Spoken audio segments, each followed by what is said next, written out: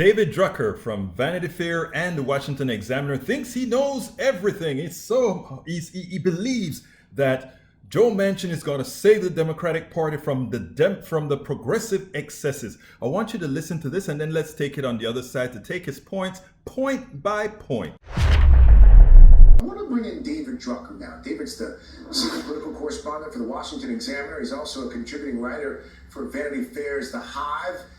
Mr. Drucker, the Wall Street Journal editorial board, coming to Manchin's defense just a bit with this headline, Joe Manchin's intervention. And it reads in part, quote, Democrats may be angry, but as the days go by, they may recognize that Mr. Manchin is doing them a favor. With President Biden abdicating to the left, the West Virginian is providing a reality check on progressive excess. The paper suggests that actually passing the reconciliation bill could very well cost Democrats Congress next year. What do you think? Well, look, I think that Democrats are trying to pass a bill that the voters did not deliver them a mandate to pass. When you look at the majorities that voters gave the Democratic Party, they have a 5-seat majority in the House, which is why Speaker Pelosi, who is really a masterful legislative tactician, is having such a devil of a time bringing her caucus together, because the centrists and the liberals can bring everything to a halt, because that's how slim her majority is. And in the U.S. Senate, Democrats don't really have a majority. They have the tiebreaker, which gives them control of the floor. But as we have seen, just one senator defects, and they can't do what they want. And when you're trying to pass I was going to mess up the number there, 3.5 trillion on top of 1.5 trillion on top of the COVID relief bill for many more trillion, eventually somebody's going to say stop. Now, it may be surprising to people to watch a U.S. senator not stick with his team and literally say, I don't care how much you pressure me, I don't care what you say about it, you're not getting my vote. But that's what we're seeing in this case. And I think one of the reasons we're seeing it from Joe Manchin and Kyrsten Sinema is because they don't have anything or not much to fear from their voters back home. In other words, in West Virginia, a very red state, nobody's going to complain that Joe Manchin is blocking the level of spending that this bill would be as is. And things are a little bit different for Kyrsten Sinema in that there is a left wing and a Democratic base in that state.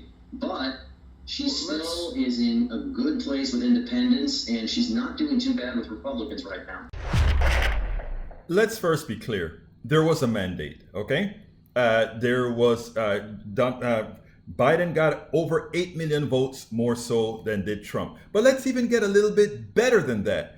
The Congress and the Senate do not represent America. It is essential that we understand that. First of all, the amount of Congress people we have came from gerrymandered districts. And in having gerrymandered districts, that means there is a biased proportion of people that are there in Congress representing Republicans, but they have less Republican support in the community at large. In other words, gerrymandered districts give you disproportionate representation. So therefore, the Congress should be a lot more Democrats in there if we had a true democracy. Likewise for the Senate. There are a lot more people represented by Democratic senators than there are by Republican senators. So when he says the Senate is 50-50 and the House is almost 50-50, that is not true at all. The reality is, yes, represented by representation, that is true, but by people, that's not true. Then he says that they're doing a favor because the American people don't want these liberal policies. Not true.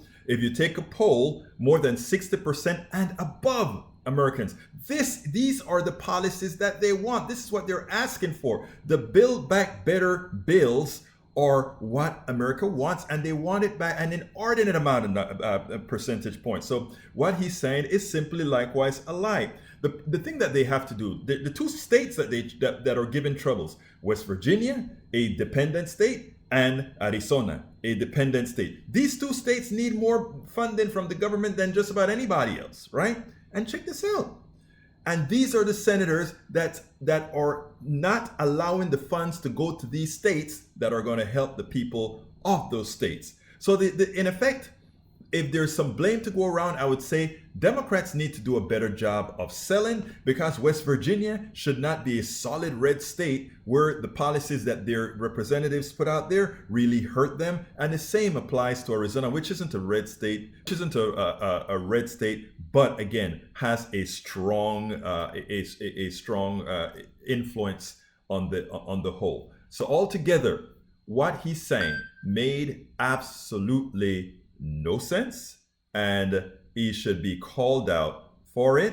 And let's let the media do a better job of not letting silly stories like these get more traction or believability than they deserve. We spend a lot of time deconstructing the news, trying to parse it into a form that everybody can understand. We try to find those little nitpicks where it flies above the fray, etc. If you really like these videos that we do, I want to ask a big favor. Please go ahead, number one, subscribe to our channel, and number two, please join if you can. Thank you so kindly for watching. Keep watching. Please remember to share. We must populate the entire internet with our progressive message, a message that we know is what most Americans say that they want. So help us, please join.